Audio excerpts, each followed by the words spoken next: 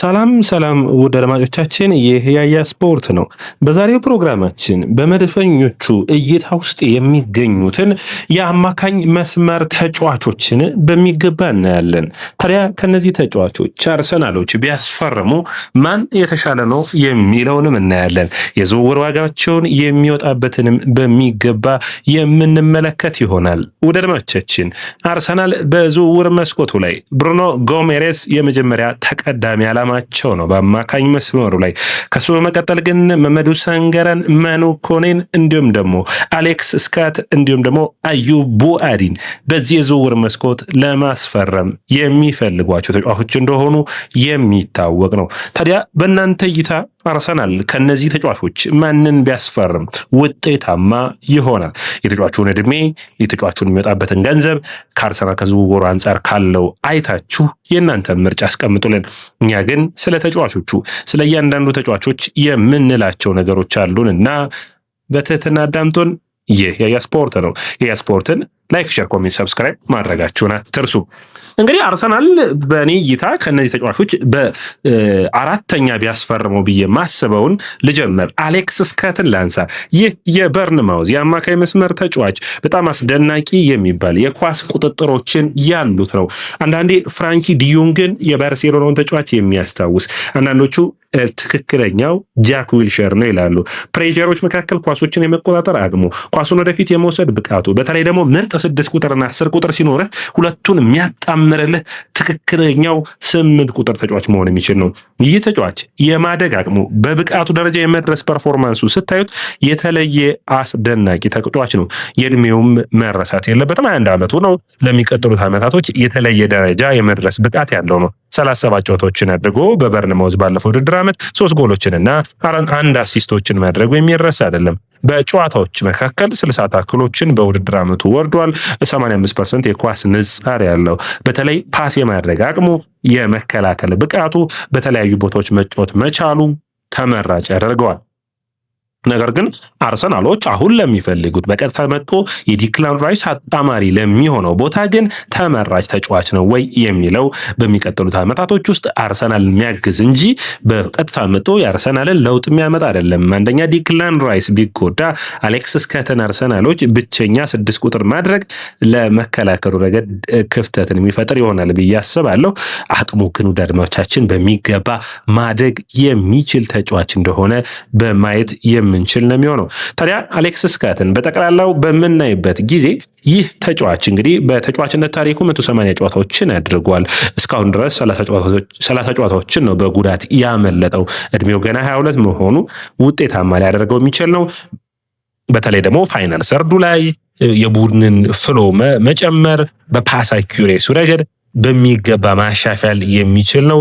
የአካል ብቃቱ በዱዋሎች ረገድ የሚነሳበት ነጥብ ቢኖርም በእኔ እይታ አርሰናል በስብስብ ውስጥ አሌክስ ስካት ጋር ተቀራራቢ የሆነ እንደ አሌክስ ስካት እንኳን ምርጥ ባይሆንም በቡድኑ ውስጥ 2 ተጫዋቾች አሉት በሱ ደረጃ መፎካከር የሚችሉ ብዬ አስባለሁ። አንደኛው ማይልስ ሊዩስ ስካሊ ነው። ሁለተኛው ዙቢሜንዲ ነው። በፓስ ረገድ ዙቢሜንዲም በቦል ፕሮግሬሽኑ ረገድ ጥሩ ባይሆንም በፓስና እንዲሁም በመከላከሉ ረገድ አርሰናልን በሚገባ ማገዝ የሚችል ነው።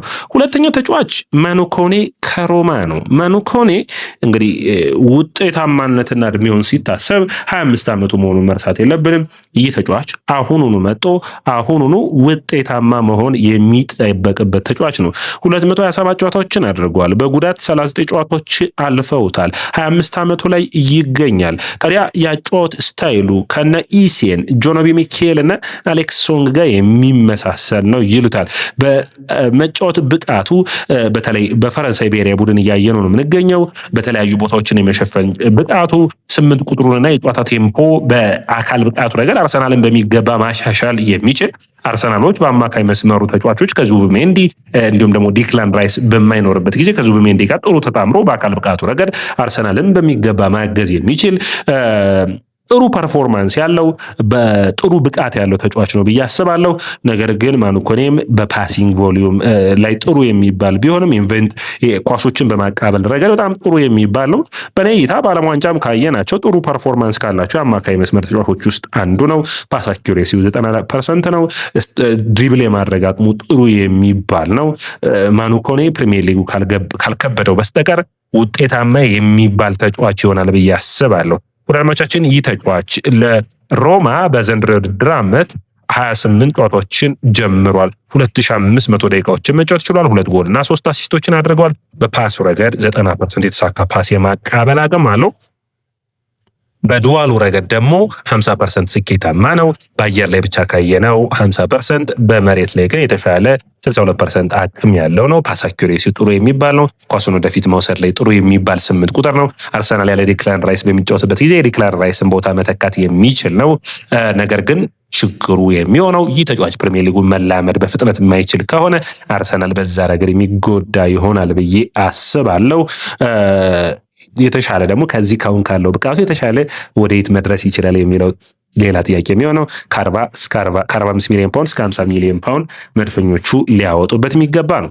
ሌላኛው እንግዲህ የዘንድሮ ውድድር ዓመት ሬሲሊየንስን ማያቅ ማንም ቡድን የለም። ምክንያቱም በሊጋ እንደ አስደናቂ ውድድር ዓመትን አሳልፈዋል። ታዲያ ከነዚህ ቡድን የአማካይ መስመር ተጫዋቾቻቸው መካከል መማዱ ሳንጋሬን ለማንሳት የማይቻል ነው።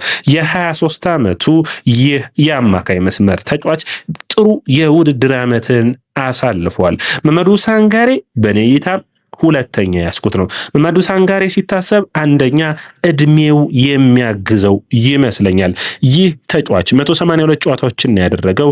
3 ጨዋታዎች ብቻ ነው በጉዳት ያመለጠው። 24 ዓመቱ ላይ የሚገኝ ነው። እንግዲህ ከኮኔ ጋር 1 ዓመት ልዩነት ነው። ግራ እግሩን ይጠቀማል።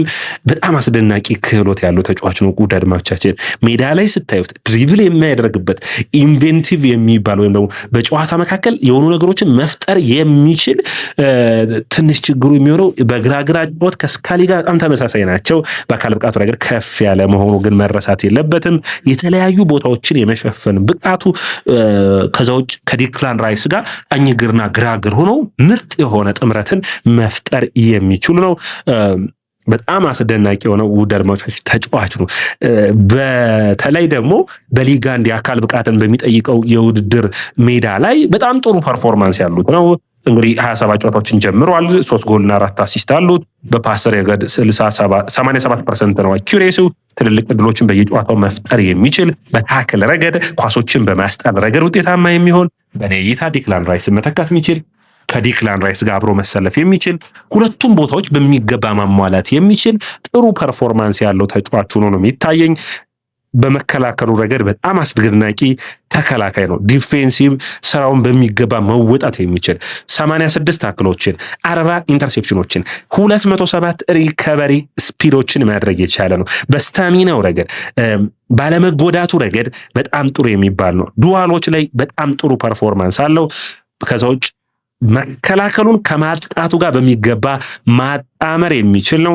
እንግዲህ ጎሎችና ውጤቶችን ማሻሻል፣ ፋውሎቹን መቀነስ የሚጠበቅበት ቢሆንም በጣም አስደናቂ ተጫዋች ነው። ትንሽ ማሻሻል የሚጠበቅበት የፖሴሽን ሎስ አለው። ያንን ማሻሻል የሚጠበቅበት ይመስለኛል። 26 ነው ፖሴሽን ሎስ ያደረገው። ድሪብል ቢያደርግም ደግሞ በጣም ውጤታማ ቢያደርገውም አንዳንዴ ደከም የሚልበትና ኳሶችን ተቀምቶ ለመልሶ ማጥቃት ዝግጁ የሚያደርገው ነው። በኔ እይታ ለአርሰናል ማንም ቡድን የሚፈራው ብሩኖ ጎሜሬስ የሚያስፈርም ሲሆን ነው። ብሩኖ ጎሜሬስ ማለት ማይክል አርቴታ በአማካኝ መስመሩ ላይ ብሩኖ ጎሜሬስን እና ዴክላን ራይስን በአንድ ላይ ሲጫወት ካየን ዊሊያም ሳሊባ ከገብርኤል ማጋሌስ ጋር በአንድ ላይ የፈጠሩትን የአማካኝ መስመር ጥምረት ማምጣት የሚችል ነው። ብሩኖ ጎሜሬስ ብሩኖጂ ማጥቃቱ በፓሱ ረገድ ወዳጆቻችን አርሰናል ውስጥ የሌለውን ከዲክላን ራይስ የማታገኘውን ፓስ ከዚህ ተጫዋች ታገኛለህ። ከብሩኖ ጎሜሬስ የማታገኘውን የኤሪያ ከቨሮች ምንም እንኳን የሪከቨሪ ፔስ ባይኖረውም ዲክላን ራይስ ጋር ታገኘዋለህ። 9 ጎልና 5 አሲስት አለው። ምን አይነት አስደናቂ ተጫዋች ነው! ወዳጆቻችን ብሩኖ ጎሜሬስ ቁጥር ከሌሎች ተጫዋቾች ቁጥር ጋር የሚወዳደር አይደለም። በፕሪሚየር ሊጉ ፕሩቭን ተጫዋች ነው። እድሜው ነው ትንሽ የሚነሳው። አርሰናል አሁን በእድሜ የሚያስብበት አይደለም። አስደናቂ ብቃት 65 ሚሊዮን ፓውንዶችን አርሰናሎችን የሚያስወጣ ይሆናል። አስደናቂ ፐርፎርማንስ ያለው ነው። አርሰናሎች የመጀመሪያ ምርጫቸው ባለፈው ውድድር ዓመት 29 ጨዋታዎችን ጀምሮ 9 ጎሎችና 5 አሲስቶችን ማድረጉን መርሳት የለብንም። ትልልቅ ዕድሎችን መፍጠር በዓለም ዋንጫ አይተነዋል። ክሬቲቪቲውን እዩት። ለምሳሌ በአማካኝ መስመሩ ላይ ተጫውቶ ምን ያክል ዕድሎችን ይፈጥራል። 46 ቁልፍ ኳሶችን አምና በፕሪሚየር ሊጉ ፈጥሯል። 6 ትልልቅ ዕድሎችን መፍጠር የቻለ ነው። ፓስ የማድረግ አቅሙ ውድ አድማጮቻችን 1250 ፓሶችን አድርጎ ማድረግ የቻለ ነው። የተሳኩ ፓሶችን ማለት ነው። ረጃጅም 81 ፓሶችን ማድረግ ፓስ አኩሬሲው ረጃጅሞቹ ላይ 60% ነው። ዲፌንሲቭ ኮንትሪቢሽኑ የተለየ ነው።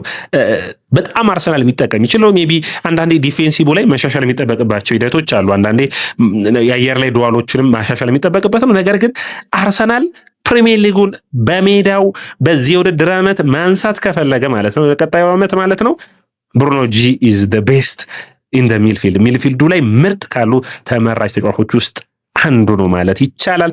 በአጠቃላይ ብሩኖ ጎሜሬስን ለአርሰናል ደጋፊዎች በተለይ በፕሪሚየር ሊጉ ላለፉት ዓመታቶች ላላቸው ተጫዋቾች ላይ ተመልካች ማብራራት አያስፈልግም። ኤንዞ ፈርናንዴዝ፣ ባሪዮስ፣ ባሬላ ጋር መመሳሰል የሚችል ዲክላን ራይስ 6 ቁጥሩን ሲሰራ ይህ 8 ቁጥሩን መስራት የሚችል አስፈላጊ ከሆነ 6 ቁጥሩን መስራት የሚችል በጣም የተለየ ተጫዋች 372 ጨዋታዎችን በእግር ኳስ ተጫዋችነቱ አድርገዋል። 22 ጨዋታዎች ብቻ ነው ያለፉት። በጣም አስደናቂ ኳሱን መቀበል፣ ከኳስ ውጭ ያለው ቦታዎችን መሸፈን ብሩኖ ጂ በቃ ጥሩ ፐርፎርማንስ ያለው አርሰናልን በሚገባ አማካይ መስመሩ ማሻሻል የሚችል ነው። በኔ እይታ ቶናሊ፣ ማቲያስ ፈርናንዴዝ አሁን ወደ ሌሎች ቡድኖች ቢሄዱም የዝውውር መስኮት አርሰናል ይህንን ተጫዋች የሚያገኝ ከሆነ አምና አርሰናሎች እስከ የካቲት ወር በፕሪሚየር ሊጉ ምርጥ እንዲሆኑና በ5 ውድድሮች እንዲወዳደሩ ያደረጋቸው ዙቢሜንዲ ነው። አሁን ሌላኛውን ተጫዋች የሚያገኙት ይሆናል። አስደናቂ ብቃት ያለው ተጫዋች መሆኑን ስለ ብሩኖ ጂ ማውራት የምንችል ነው። ቦዋዲን እዚህ ጋር ማንሳት ይቻላል። ነገር ግን የቦዋዲ ዝውውር ልምዱ ስለሌለው በፒቮታል ላይ ዲክላን ራይስ በማይኖርባቸው ቦታውን መሸፈን የሚችል ነው። ዋጋው ከፍ ያለ ነው። አርሰናሎች ያንን ያክል ገንዘብ ማውጣት ግድ ይላቸዋል ወይ ይህንን ቦታ ለመሸፈን የሚለው ደግሞ ሌላ ጥያቄ ሆኖ መነሳት የሚጠበቅበት ነው። በኔ እይታ ብሩኖ ጎሜሬስ፣ መመዱ ሳንጋራ፣ መኑ ኮኔ፣ አሌክሲስ ካትን 4 ተመራጮች አድርጋለሁ። ነገር ግን የቦዋዲ ዝውውር የሚመጣ ከሆነም አርሰናሎች የሁለተኛ ፈራሚ ከሆነው ከመመዱ ሳንጋራ ጋር በሚገባ መፎካከር የሚችል ተጫዋች ነው። ወደ አድማጮቻችን የስፖርትን ላይክ፣ ሼር፣ ኮሜንት፣ ሰብስክራይብ ማድረጋችሁን አትርሱ።